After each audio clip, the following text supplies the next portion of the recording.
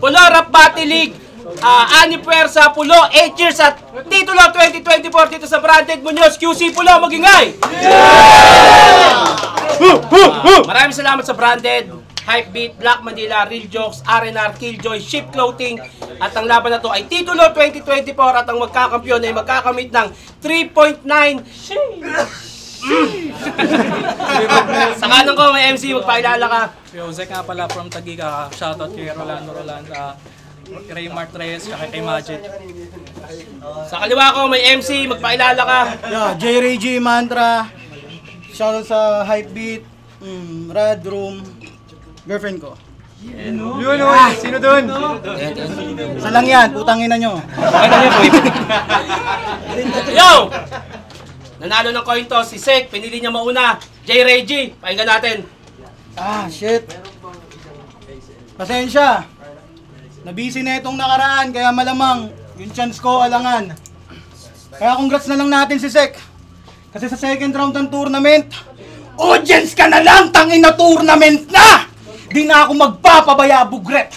Sa aking pangalawang tsansa, di ka makakachamba, lahat ng haharang ay punit. Tinalo mo si Batman o yung bate lang kulit. Tumalo ka ng babaero. Pwes di mo na yun magagawa ulit. Ang ina mo. Pulo game! Si di naman ako babaero. Pero malamang sa malamang, i-angle yan ang kalaban ko. Paano nyo nasabing marami kong babae kung di naman Shernan pangalan ko? O change topic agad tayo, change topic. Ang ganda daw nung match up! Talagang pukpukan gago. Kaso parang gusto nila atang makitang magsuntukan tayo. Kasi magkakatawanan. Yun ang kanilang sabi-sabi. Ang kaso, di tayo magtropa, kaya di pwede yung body-body, ano mo anggi? G? Kasi kung mapilit ka, tara. Even the popo won't catch me. Pagkapugot ng ulo, tapong katawan sa ilog. Call him Mr. Nobody. Ano insan? Round 1 na naman, katapat mo mantra na ko. Dito deja vu, pero mauulit na naman na mantra na naman maglalaglag sa'yo. Kasi, tinapik ka ni Balz kanina, di ba? Tapos nag-good luck. Naku, kabahan ka na bro. Kasi pakiramdam ko, pinasa na niya yung sumpa niya sa'yo. Tangina mo, fan ni Badang! Wala namang laban sa akin to kahit pumalag pa nga yan. Picture mo yung featured sa centerfold ng libro ni Badang. Alamat ng round 1. Well, speaking of Balz nga rito. Ano sabi mo? Kada punch mo yung kalaban mo susukan ng mom spaghetti? Well, that's weak. Kasi ito, pag sinikmurahan ko, isusukan niya pa yung kinain niya last week. Yeah, that's lit. Purong ulo lang yung tama, mala John Wick. Di nauubusan ng baraha, parang pinagbangkahan nyo si Gambit. You wanna fist fight? I got small knife, gamit karambit. Kaya don't act sick-sick. Di sick-sick mga bara, dapat lang mag-remedial yan. Ang nakakalungkot ngayong taon, itong sick na feeling sacrificial lamb. Kaya wag ka nang mag-counter. Wala kang rebuttal skills, paturo ka muna sa amin ni Andros ng lesson. Etong set nyo, pinatay ko lang gamit secondary weapon. Yeah, got 1-3. Mag-bunny hop ka man, yung chance mo lesser. Huwag kang feeling cactus gago, di ka mabubuhay sa desert. Oh, secondary weapon, 1-3, desert, eagle. Oh, edi, das inabot mo. Alam mo na siguro kaya labasan niya yung deathmatch pinasok mo. Kaya walang issue. Purong art at lyricismo, kaya tong set na dong walang issue. Purong art at lyricismo, kaya tong set na dong baon. Kaya welcome sa first episode ng mukbang ko ngayong taon, itong say what? Lamon na lamon. Tayo mo ng bahat, pakinggan natin, Sek. Sabi ko na nga ba, yung pagkatalo ko na naman kay Andros, gets ko na yung intention nyo. Sa pagkatalo ko kay Andros, may nakuha na akong lesson doon. Pero Andros, ganito ba pag hindi pumasa sa section mo? Pes pag pinatay ko to, bawi na yung kalahati ng redemption ko! Tito, Yeah. tayo mag-usap muna. Yeah. Huling battle ko, tinapat mo ako kay Andros ayun. Laglag ako puta. Tapos ngayon itatapat mo ako sa kuya. Ginagawa mo ba akong alay ng turna? Hindi! Dapat think positive lang ako. Dikit naman yung laban namin ng utol niya kung di nyo napanood. Pero baka makaisa pa. Paano ka makakaisa? Mas malakas yun sa'yo! Hirap mong hanapan ng angle. Kung last battle mo, hindi ko pa napanood. Dinamay niya yung girlfriend ni Friends, tapos hindi daw sadya. Style mo, bulok. Isang buwan kang nagsulat at nagkabisa, wag nga kami bugok. Nagtahi ka ng fake angles, hindi naman pumatok. Dahibla na nga lang yung tsansa mo kay Jabo, mas hindi mo pa pinalusot. Binadibag ka ni Jabo, nag-choke ka, may minus points pa. Puta, kawawa ka dun. Partida, may mga hype man pa siya nun. Yung makikita nyo sa harap ng kotse, yung mga gumaganon-ganon. Lagi mong niyayabang na may sasakyan ka, di ba? Pues sana makatanggap ka ng text tapos mag-drive ka agad. Tapos sa masamang kutob, magtatayuan balahibo mo sa balat. Habang papunta ka ng ospital, dun mo marirealize na shit, huli na, hindi aabot ang lahat. Tipong, taing-tai ka na, tas may e-bike sa harap. Promise, magkakatotoo yung sinabi ko. Panay ka kasi yabang ng pick-up mag-pick up ka ng tae mo. Kaya kung si Papa Dennis hindi pa nakaranas maging pitos, eto naman, mula pagkabata, kamukha niya si Pibus. Pare sa pare, sagpangan na ulo, napanood ko yung tryouts mo sa PSP. Ako'y nag-cringe ng sobra. Kasi tinugma mo yung bongga sa bomba. Tonta! Sabi niya kay Charisma. Just like me seeing shooting star. Ngayon, alam niyo na kung sino sa amin ang rising star. Star! Tinugma sa star. Sobrang tanga! Dapat sa'yo pahuli sa parak, total naka 2-star ka na! Meron pa yan, sabi niya, go out, blow out, all out. Tangina, 3-bar setup yung rhyme out. Tangina mo, labas! Hindi ka malakas! Yung style mo nakakabwisit. Inuulit mo lang yung dulo parang ender ni Sixth Street. Nag-choke pa to, sabi niya. Sino si Jennifer? Sino si Jennifer? Todo hanap kay Jennifer. Tangina mo, batuhin kaya kita dyan ng buti ng chiripir. Then, magaling talagang mag-rhyme to. Sabi nyo, sige tol, iyabang mo. Gun bars, di naman pumutok pangalan mo. Flood binida mo, Bahamas nakita mo. 4-bar setup, yung rhyme puro mo. Rhyme pa more! Bahamas, ulol punyeta. Pinilit mo pa rin yung Bahamas kahit malayo yun sa Kenya. Bahamas, Kenya. Style mo, bulok! No kala mo sa style mo, Iceland? Tapos nahuli ka ngayon sa patibong na may kawayan. Talagang buhay mo malolos kahit sa ospital irasyan. Ano? Last battle mo, naghanap ka ng travel, right? Tapos hindi ka lang ginala, tinambay ka pa sa afterlife. Pwede na siguro to. Para makapalag ka sa gitna. Para pag pinarsonal kita mamaya, di ka mabigla. Time parinig mo na sa amin yung Momo at Coco Rhyme. Narinig niyo naman, aminado. Naalay lang dito si tropa. Hindi ka dito alay.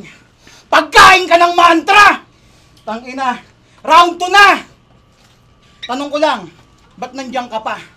Kung alam mo namang sa unang round pa lang, binalaan ka na. Kulang pa ba yung full clips na dala? Ito sure hit talaga. Kung gusto mo may movement career mo, edi mag-move it, tanga ka! Paano ka uusad? Bihira na nga bumatel tapos yung music pang wax. Kundi mo may panay flex na mga bagay daw na nag-gets. Kilala mo ba kalaban mo? O baka di updated mga sir? O baka sabihin, kaso pag nagkwento ko dito, baka sabihin nyo, life is unfair. Pero, joker yan si tropa. Sabi niya kay Andros, ang sakit naman ng mga sinabi mo. Magre-rebat ako, i-Englishin ko pa. Cause I hated you. Patawarin na lang kita. Pwe! Anong gusto mo reaction namin dun, Dre? Nge? Putangin na doon, luma mo mag-joke! Idol mo ba si Redford White? Yan yung rason kung ba't hanggang ngayon mga rapper dito, chong, di ka nire-recognize. Kasi, sino nga ba si Sek? Isang no-namer na rapper na akala natin di nag-i-exist. Mga taga-motos nung dumayo dito, they're like, who the fuck is this bitch? Kada bate, lagi siyang may linyang, ako si Sek! Yan lagi, bukang bibig. Kung di ka matandaan ng mga tao, tama lang din siguro na naglagay ka ng nameplate sa leeg. Utang ina ang angas. May nameplate sa leeg tapos tinernohan pa ng wacky face. Pero parang may kulang. Wala kang eye delays. Kasi mula forma at tindig gangsta, mang-away yung kanyang major trip. Kaso one time nahuli ko siya na nagbabounce sa kanta ni Taylor Swift. Tangina mo gangster na Swifties! Walang problema doon.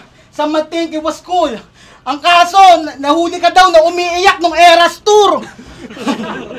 Tangina mo, beta male! Suntok kabilaan sa head ng wak. Mamumuo dugo mo sa akin, boy, dahil sa yung pagiging beta, Max. Oh, ano? Masyado bang madikit? Ulol! Lalabas pa rin pagka beach move. Mabanggaman, walang tapon, ako'y spill proof. Kaya ito'y banta sa lahat ng kasali. Nabalak sa akin kumontra. Nabalak sa akin kumontra. At di ako gano'n nag-jokes mga tropa.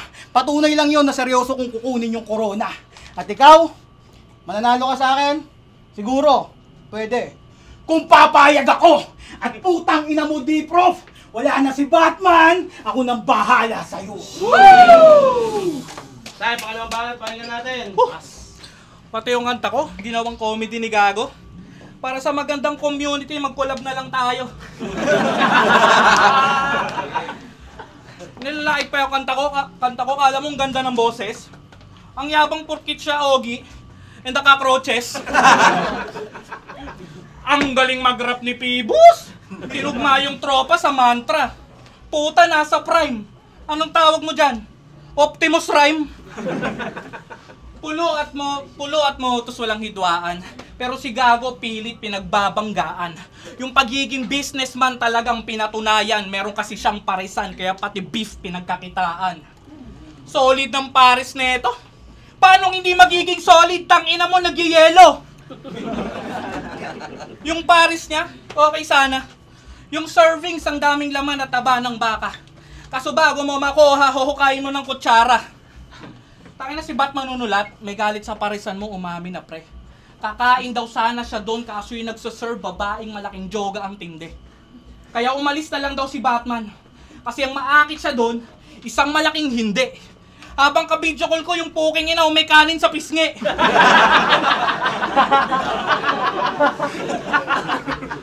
Nag-choke to kay Diablo. Sabi nyo, ha! Sabay, uy, wag kang man-distract. Tanginan to, pag tinignan nyo, distract na. Ang lakas mo! Pero parehas lang tayo sa maliit na bagay na di-distract din ako. Pero walang manggugulo. Ano, kaya mo? Ibuhos na lang natin lahat, bro. Para breathtaking yung laban, wag kang hihinga pag rounds ko. Dalawa daw diploma niya. At kapag sasabay niya pota, culinary na nursing pa, ang lupit mo naman, Koya. Sige nga, pagsabayin mo yan, magluto ka ng lola. Round 3 niya kay Jabo. Nagdrama yan. 19 minutes, 51 seconds. Si Sherna naluha sa likod. Puta, hindi makalingon. Hinawakan yung nakasampay na branded, oh. Sabay punas ng sipon. Napakasipsip mo nung araw na yon. Kaso nakalimutan mo rin yatang sipsipin yung sipon. Respeto sa ibang miyembro ng mantra. Bilib ako sa inyo, hindi kayo mareklamo. Kahit yung talento nyo, ginagatasan lang ng leader nyong tarantado. Pera at service lang ipoprovide niyan, kayo na mag-aasikaso. Kaya nung magaling mantra, mahiya ka sa mukha mo. Kung may magaling man, sila lang yon kasi banu ka mantrato. Pag wala kayong banyo sa bahay, tingin niya doon kasalanan. Walang maisip, kaya ginamit niya ang anghel sa laban. Sa battle, pinahiya niya si Obey. Kesyo walang CR yung tahanan. Purkit walang palikuran, binastos ng harapan. Di ba pinost mo yung painting ng jowa mo na nakahubad? Gravity. Ni hindi naisip sa FB, maraming manyakis nagbabawas ng calorie. Pag art lang. Huwag mong paramihin yung quantity. Kakashare mo ng art, ayan, napunta sa maraming gallery. Art gallery, di ko dinamo yung jowa mo. Yun ay pangmulat pa nga. Pangmulat mata, kaya matauhang ka na sa aking plumang dala. May puntong nakakabasag ng depensang may piyesang tanga. Oh, huwag kang kabahan. Maganda lang pakinggan, walang version. Ano pa pakita mo? Speed rap? Huwag nga kami, pre! Nahiya naman ako sa speed rap mong tunog 2003. Hindi, mag-rap ka? Sige, mag-rap ka! Ulol, huwag na kami! Gusto mo mag-rap? Doon ka sa bingi! Time! Bingi! Dinamay yung parisan! Gago, kumukota to. Yaan mo, sunod na luto ko ng pare, sasahog ko lola mo.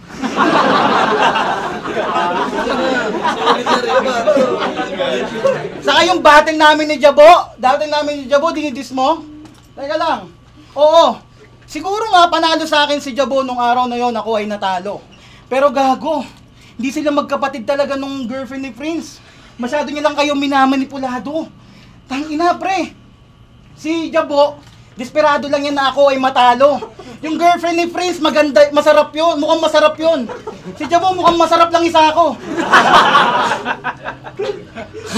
All 3 rounds, walang issue. Purong art at lyricismo lang. All 3 rounds, walang issue. Lyricismo lang mangingibabaw at gamit ko na pambaon. Ulutang ina mo, swerte mo naman masyado kung ganon. Pag-usapan natin yung panggagago mo sa Titus at Laglagan. Ano, game? Hindi kayo tinatanong ko, ano, game? Ha? Okay. Isa ka sa nakinabang sa pera ng Laglagan.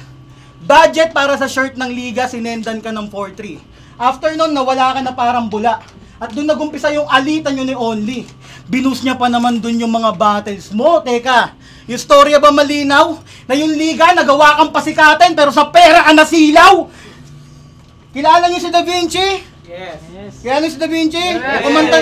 Yung kumanta ng Chick Boy? Siya yung may-ari ng Titus. Kwento mo sa kanya, aping-api ka, kaya napilitan siyang kupkuping ka.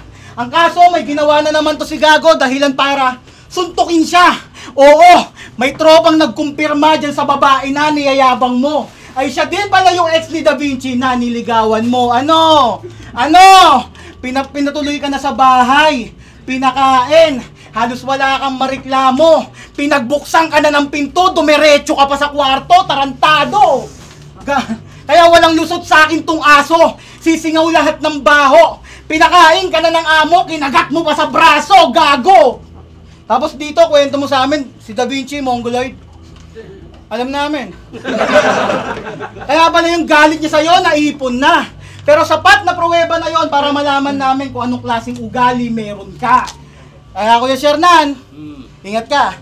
Kasi baka sinisiraan ka na rin nito sa mga kwento niyang kinakalat. Pag masyado pa naman tahimik yung tao, may masama yang binabalak. Ha? Tapos dito, kung makapayok, alam mo kung sinong veterano as if na magaling ka. Sablay na pabida, mga lines mo mahina. Tsaka mo na kami payuhan, tangina mo, kapag may narating na. May nalalaman pa yung, ang pagsusuot ng yabang, tiniternohan ng galing. Galing! Malas mo, mahilig akong manood ng mga movies ni The King. O, diba? Ganito yan? O, hirap. Ang pagsusuot ng yabang, tiniternohan ng galing. PJ, hindi pa tapos ang laban, 1994 movies. Oh shit! Oh, nabingin na sa palakpakan to. Tibay naman ng sikmura mo. Para kang gahamang embalsamador kasi ultimo patay ninakawan mo. Hindi ka pa nakontento, tangina mo, dinugtungan mo pa.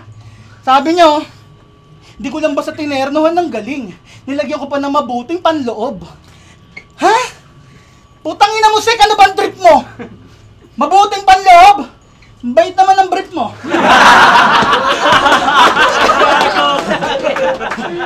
Kaya di uubra sa akin yung payo mo. Alam mong yan yung style ko, di mo madedenay yan. Looks like someone tries to imitate me just like a Gemini man. Kaya di lang to, basta hati, burado pa. Kahit murahin ko, mga hurado sa. Manyo na pati mga aliado niya, wala kayong makikitang lutuan, pero makikita nyo tong mani, pulado na. Nakita nyo si D-Prop? Kabado na. Tayo, muling bahat, pakinggan natin. Mabait talaga yung brief ko. Kaya nga may bundok. Ikaw yung boxer mo nanununtok. Isasahog daw niya yung lola ko. Grabe ba? Pwes ako isasahog ko yung lolo mo para pares sila. Galit na galit. Nasasapawan kasi ng husay ko yung pride at ego niya. Hindi ka agresibo, gago, sensitibo ka. Isang battle nag-punchline niya ng Thomas and Friends. Winordplay pa talaga.